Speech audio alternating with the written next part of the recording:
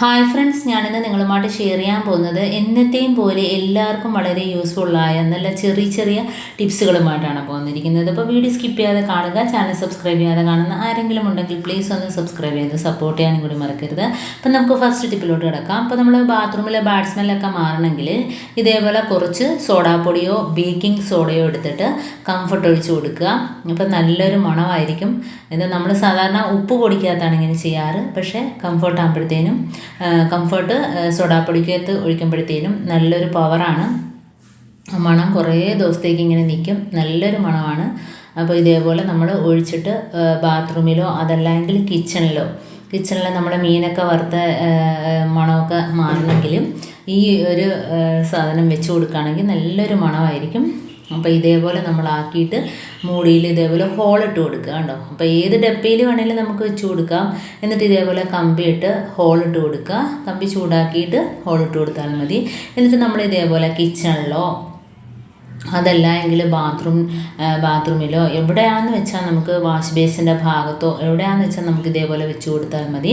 ഇനി നമുക്ക് അടുത്ത ടിപ്പിലോട്ട് കിടക്കാം. അപ്പോൾ നമ്മൾ ഇതേപോലെ കപ്പയ്ക്ക എല്ലാം നമുക്ക് പെട്ടെന്ന് പഴുത്ത് കിട്ടണമെങ്കിൽ ഇതേപോലെ നല്ല കട്ടി കവറിനകത്തോട്ടാക്കി കൊടുക്കുക. എന്നിട്ട് നല്ലവണ്ണം ചുറ്റിയിട്ട് നമ്മൾ കബോർഡിനകത്ത് വെക്കുകയാണെങ്കിൽ നമുക്ക് പെട്ടെന്ന് ഒരു ദിവസം കൊണ്ടോ 2 ദിവസം കൊണ്ടോ പെട്ടെന്ന് നമുക്ക് പഴുത്ത് കിട്ടും. അപ്പോൾ ഈ രീതിയിൽ തന്നെ നമുക്ക് പഴവും എല്ലാം പഴുപ്പിച്ചെടുക്കാം.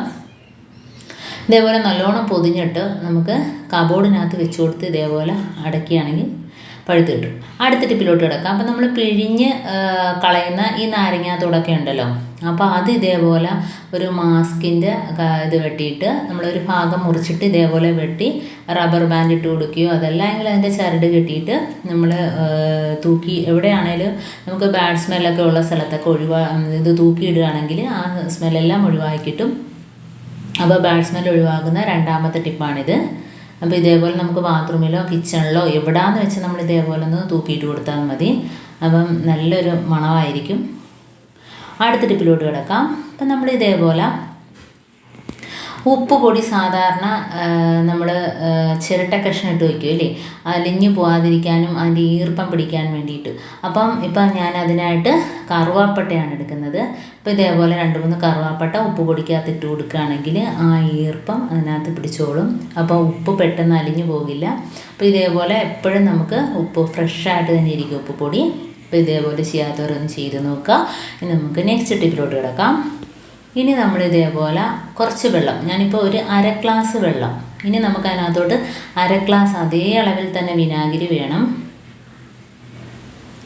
അപ്പോൾ നമുക്ക് വെള്ളത്തിൻ്റെ അതേ അളവിൽ തന്നെ വിനാഗിരിയും കൂടെ ഒഴിച്ചു കൊടുത്തിട്ടുണ്ട്. ഇനി നമുക്കതിനകത്ത് നമുക്ക് ഇതേപോലെ ഒരു ടിന്നിനകത്തോട്ടാക്കിയിട്ട് ഹോളിട്ട ടിന്ന് വേണം ഇട്ട് കൊടുക്കാൻ.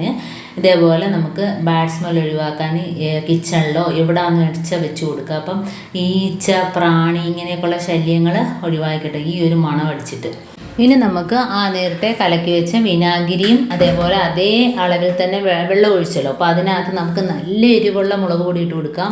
അപ്പം എരിവില്ലാത്ത മുളക് പൊടി ഇട്ടിട്ട് കാര്യമില്ല, നല്ല എരിവുള്ള മുളക് പൊടി വേണം ഇട്ട് കൊടുക്കാൻ.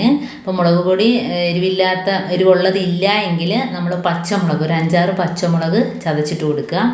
എന്നിട്ട് ഇതേപോലെ നല്ലോണം ഒന്ന് മിക്സ് ചെയ്ത് കൊടുക്കുക. അപ്പം വിനാഗിരിയും മുളക് പൊടിയും വെള്ളവും മാത്രമാണ്. വിനാഗിരിയുടെ അതേ അളവിൽ തന്നെ വെള്ളം എടുക്കണം. അതേപോലെ തന്നെ നല്ല രീതിയിൽ മുളക് പൊടി ഇട്ട് കൊടുക്കണം. എന്നിട്ട് നമുക്ക് ഇതേപോലെ ഒരു കുപ്പിയിലാക്കിയിട്ട് കുപ്പിയുടെ അടപ്പിൽ നമുക്ക് ഇതേപോലെ ഒരു ഹോളിട്ട് കൊടുക്കാം. എന്നിട്ട് നമുക്ക് ഇത് വെച്ച് തന്നെ നമ്മുടെ കിച്ചണിൽ നമ്മൾ ഈ ഒരു വെള്ളം വെച്ച് സ്പോഞ്ചിൽ കുറച്ച് ഒഴിച്ചിട്ട് എല്ലായിടത്തും ഒന്ന് ആക്കി കൊടുക്കുക. അപ്പം നമ്മുടെ വീട്ടിലിപ്പോൾ ഈച്ചയുടെയൊക്കെ ശല്യം കൂടുതലായിട്ട് കാണുന്നുണ്ട്.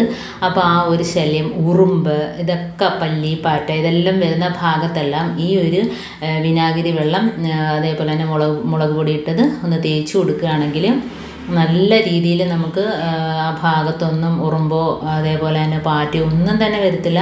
ഇത് നല്ല രീതിയിൽ ആ ഗ്യാസ് സ്റ്റോപ്പിൻ്റെ മുകളിലെല്ലാം ഒന്ന് തേച്ച് കൊടുക്കുക. അവിടെയെല്ലാം പല്ലിയൊക്കെ വരുന്നതല്ലേ, അപ്പം അതിൻ്റെ ശല്യം ഒന്നും കാണത്തില്ല. ആ ഭാഗത്തൊന്നും ഈച്ചയോ പാറ്റ, പല്ലി, ഉറുമ്പ് എന്നീ സാധനങ്ങളൊന്നും വരത്തില്ല. അപ്പോൾ ഇത് നല്ലൊരു ടിപ്പാണ്. എല്ലാവരും ഒന്ന് ചെയ്ത് നോക്കുക. അതേപോലെ തന്നെ നമ്മളെ മുറ്റത്ത് ചെടികളൊക്കെ ഉണ്ടെങ്കിൽ ആ ഭാഗത്തൊക്കെ ഒഴിച്ചു കൊടുക്കുകയാണെങ്കിൽ പെരിച്ചാതി, എലി അങ്ങനെയൊക്കെയുള്ള ശല്യങ്ങൾ ഒഴിവായി കിട്ടും. അതേപോലെ തന്നെ പാമ്പ്, ഇതിൻ്റെ മണം അടിച്ചിട്ട് പാമ്പ് പോലും വരില്ല. ഇപ്പം നമ്മൾ കൃഷിയൊക്കെ നടുന്ന സ്ഥലത്തൊക്കെ ഇതേപോലെയൊക്കെ ഉണ്ടെങ്കിൽ ചെയ്തു കൊടുക്കുന്നത് നല്ലതായിരിക്കും. ഇപ്പം ഞാൻ ഒന്നുകൂടെ സ്പോഞ്ചിനകത്ത് മുക്കിയിട്ട് ഇതേപോലെ ഒന്ന് നമ്മൾ കിച്ചണിൽ വെച്ച് കൊടുത്താലും മതി. ആ പാറ്റ ശല്യം, ഉറുമ്പ് ശല്യം, അതിൻ്റെ ഒരു സ്മെല്ലടിച്ചിട്ട്, സ്പോഞ്ചിൽ നിൽക്കുന്ന സ്മെല്ലടിച്ചിട്ട് ആ ഭാഗത്തൊന്നും വരത്തില്ല. അപ്പോൾ ഇത് നല്ലൊരു പവറാണ്. കാരണം വിനാഗിരി നല്ലൊരു പവറാണ്. ഇതേപോലെ നമ്മൾ സ്പ്രേ ബോട്ടിലിനകത്താക്കിയിട്ട് പല്ലി എവിടെയൊക്കെയാണോ വരുന്നത് ആ ഭാഗത്തെല്ലാം ഒന്ന് സ്പ്രേ ചെയ്ത് കൊടുക്കുക.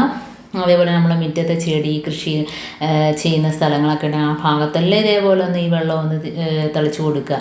അപ്പോൾ അവിടെ വരുന്ന പാമ്പ്, അതേപോലെ തന്നെ എലി അങ്ങനെയുള്ള ശല്യങ്ങളൊന്നും തന്നെ നമ്മൾ മുറ്റത്തോട്ട്, ആ പരിസരത്തോട്ടേ വരത്തില്ല. അപ്പോൾ ഇതേപോലെ എല്ലാ ഭാഗത്തും നമുക്ക് കെമിക്കലൊന്നും ഇല്ലാതെ നമുക്ക് ഈ രീതിയിൽ ഒഴിച്ചു കൊടുക്കാൻ, ധൈര്യമായിട്ട് നമുക്ക് ഒഴിച്ചു കൊടുക്കുകയും ചെയ്യാം. അപ്പം ചെടിയൊന്നും ഉണങ്ങിപ്പോവുകയോ നശിച്ചു പോവുകയോ ഒന്നും ചെയ്യില്ല. അപ്പോൾ ഇത്രയേ ഉള്ളൂ എൻ്റെ ടിപ്സ്. നിങ്ങൾക്ക് ഇഷ്ടമായിരിക്കുന്നു. ഇത് ഏതെങ്കിലും ഒന്ന് യൂസ്ഫുള്ളായിട്ട് തോന്നിയിട്ടുണ്ടെങ്കിൽ ഒന്ന് ലൈക്ക് ചെയ്യാനും കമൻറ്റ് ചെയ്യാനും സബ്സ്ക്രൈബ് ചെയ്യാനും മറക്കരുത്. ബെല്ലൈക്കൻ എനേബിൾ ചെയ്യാനും മറക്കരുത്. എന്നാൽ മാത്രമേ ഞാനിടുന്ന ഓരോ വീഡിയോസും നിങ്ങളുടെ മുമ്പിൽ നോട്ടിഫിക്കേഷനായി എത്തുകയുള്ളൂ. അപ്പോൾ ഇനിയും നല്ല നല്ല ടിപ്സുകളുമായിട്ട് വീണ്ടും കാണാം. അതുവരേക്കും താങ്ക്സ് ഫോർ വാച്ചിങ്.